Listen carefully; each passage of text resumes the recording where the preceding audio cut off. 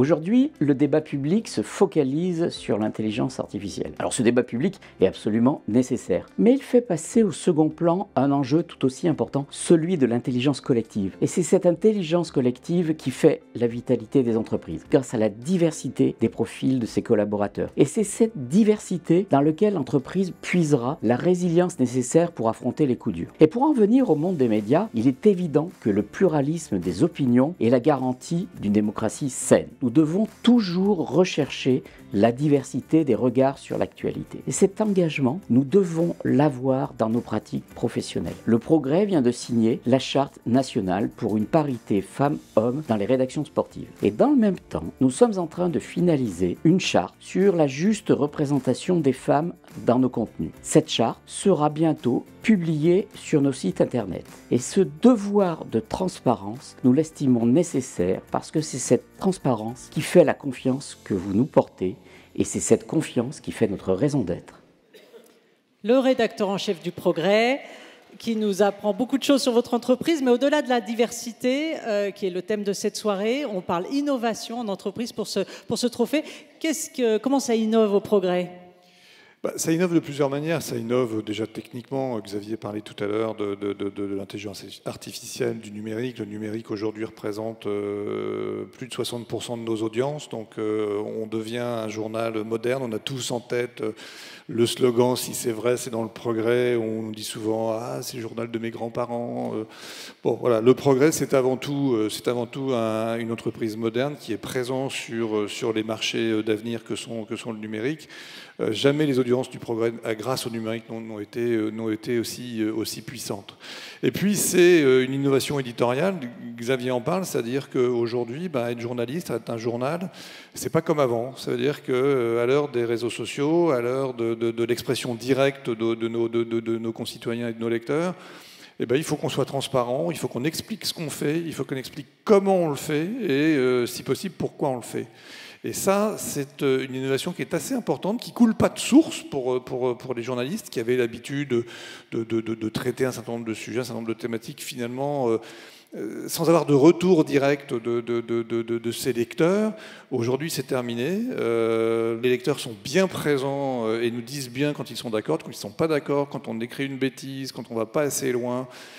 Et c'est dans cette innovation éditoriale, comme disait Xavier, qu'on va réussir à trouver la solution de la pénibilité de notre entreprise. Puis il faut s'abonner pour lire les contenus numériques du Progrès. Ça, c'est important. Il faut de plus en plus s'abonner. Il y a des contenus gratuits. Il faut de plus en plus s'abonner parce que nos contenus ont de la valeur.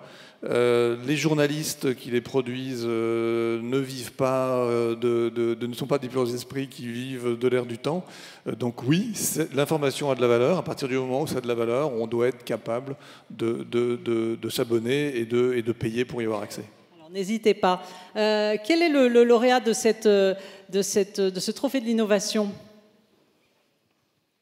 C'est très bien parce que c'est écrit gros, je n'ai pas besoin de sortir mes lunettes. Les trophées de l'innovation d'entreprise est décerné au beau monde du jouet.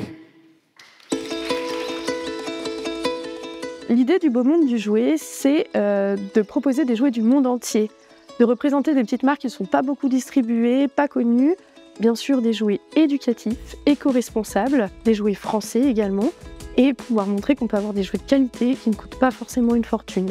Tout ça dans une ambiance la plus immersive possible. J'essaye d'éviter au maximum d'avoir juste les jouets posés sur une étagère. Ils sont mis en scène. Juste à côté, on a une pièce jungle où tout est peint en vert. Il y a de la végétation partout, des doudous singes qui tombent du plafond. Voilà, proposer plus de variété que dans les magasins de jouets habituels, des jouets plus inclusifs, plus écologiques et qui parfois viennent juste à côté de chez nous. Bonsoir Blanche. Alors votre magasin, c'est une vraie petite caverne d'Alibaba avec plein de jouets du monde entier, comme on l'a vu. Et je crois que vous en avez apporté 2 ce soir pour nous en présenter, notamment une petite poupée, 3 même. Alors expliquez-nous un petit peu quelle est l'histoire de cette poupée, ce que c'est et comment elle a été fabriquée. Par exemple, cette petite poupée, en fait, elle est fabriquée par une petite entreprise indienne qui embauche des réfugiés afghans et récupère des chutes de tissus des grosses industries textiles indiennes pour en faire des petites poupées. Donc voilà. Comment vous les trouvez, comment vous les dénichez, ces objets-là ? Eux, je les ai rencontrés au salon Maison et Objets à Paris. Ils avaient un petit stand et j'ai fait « Ah, mais c'est génial !» Et voilà. Et du coup, il s'est retrouvé dans le magasin. Vous en avez un autre alors? Et alors j'ai d'autres jouets. Une petite boîte de pâtes, non? Ouais. Alors j'ai plutôt trouvé ça. Ça par exemple, c'est Hertzi, c'est une toute petite marque allemande familiale de jouets en bois et ils font donc des petits aliments pour jouer à la dinette. Voilà, là on a une boîte de pâtes et dedans il y a des fausses il y a pâtes, vraiment c'est des ça petites pâtes en bois. Tout simplement. Et ça, on ne trouve pas dans les magasins de jouets classiques? Bah non, alors pourtant ça vient de Ça Ansois, juste simple, à côté ouais. quoi. En plus c'est vraiment fabriqué en Allemagne pour le coup. Et non, en fait, vous avez trouvé, je sais pas, des tas de trucs en plastique ou en bois, mais fabriqués en Chine. Et du coup, et là, c'est en bois et fabriqué en Europe. Et c'est pas très cher, en vrai. Ok. Et votre troisième c'est objet? la même marque, mais voilà, c'était pour rigoler un peu. C'est un petit saucisson et on peut le couper. Parfait pour les petits Lyonnais, c'est ça? Voilà. Bravo à vous, en tout cas, pour votre entreprise. Rappelez-nous, la boutique, elle se trouve où? Au 51 rue Auguste Comte, donc voilà, dans le quartier d'Aînés, à côté de Perrache. Je vous laisse recevoir votre trophée des mains de Pierre Fano. On peut l'applaudir. Blanche de Beaumont.